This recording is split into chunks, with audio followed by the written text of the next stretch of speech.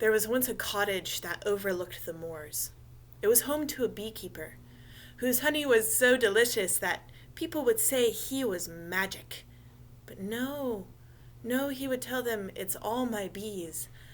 I just listen to how they buzz, and by how they sound, I give them what they need. Well, one day he was overlooking the moors from his tending to his bees, and he saw that there was a hare running straight for his cottage, being followed by two hounds.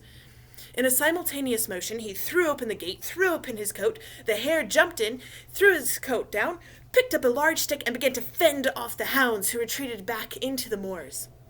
When it was safe, he put down the large stick, opened his coat, and pulled out the hare. Her fur was as white as freshly fallen snow, and her eyes, the color blue of the sky on a clear day. She was shaking in his hands.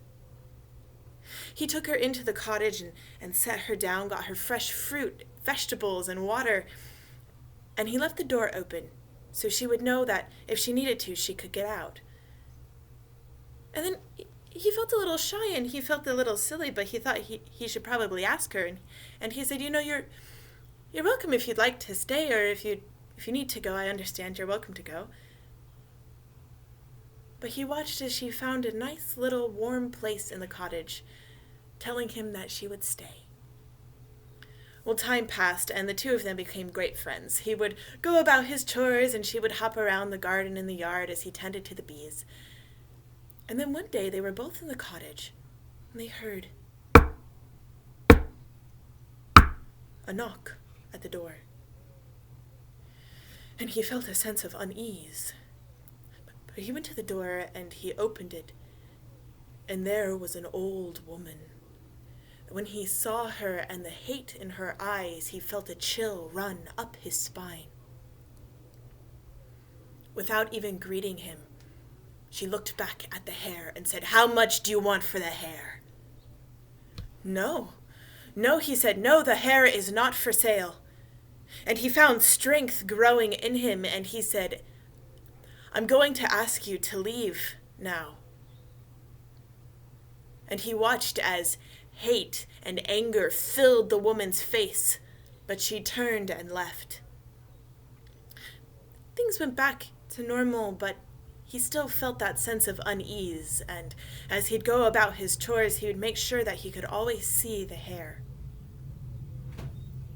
Well, one day there was a group of travelers. They would come and stay just outside the village, and they were walking past his house when he noticed that out of the last cart there fell a sack of meal. But he was tied up with his bees and couldn't call out to them, and so after he had finished what he was doing, he went out and noticed that it indeed was a sack of meal, and the travelers had long been gone. But he knew that if he didn't take that sack of meal to them, that a horse would go hungry that night, and he could not bear that thought, and so he hitched up his own horse to a wagon, loaded that sack of meal, brought the hare with him, and off they went to find the travelers.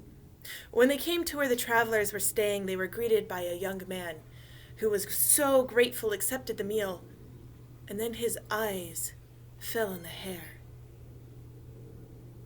"Well, that's a fine-looking hare you have there.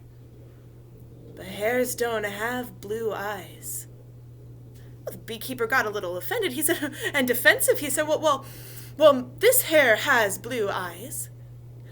And the young man laughed. He said, Grandmother! And the ancient woman came out from behind one of the carts and walked towards them. She had wisdom written into the lines of her face. And the young man said, "Grandmother, tell this beekeeper that hares don't have blue eyes." And the ancient woman said, "Ah, yes. Son, what you have there is a young woman who is under the enchantment of a witch. You're very lucky that the witch has not gotten her back." She looked up at the sky and she said, "Ah, tonight is going to be a blood moon, and the witch's strength will be stronger than ever. Here's what you must do," she said. "Listen careful. Go back home and tell your bees exactly what I said and ask of them a favor.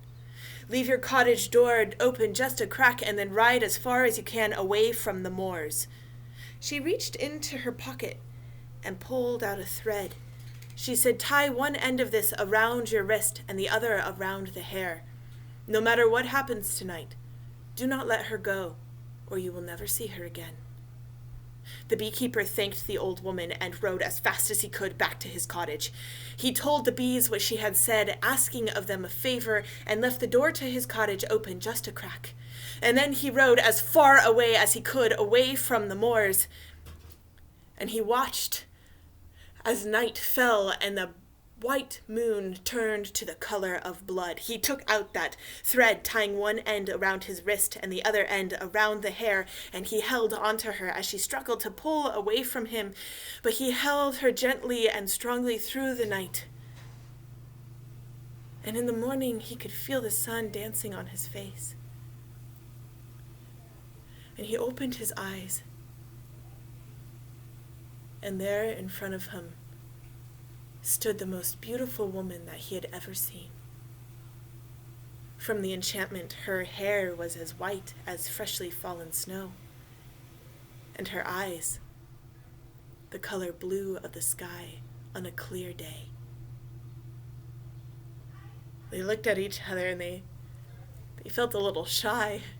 They felt a little silly, because just like that, they had fallen in love.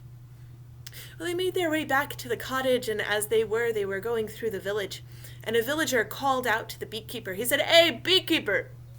Beekeeper, the strangest thing. This morning in the moors, they found the body of a witch. She'd been stung to death by bees."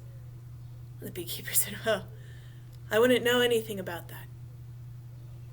And when they got back to the cottage, the bees were all very tired, but he greeted them all and introduced them to the young woman, who they already knew because they had known she was a woman when she was a hare.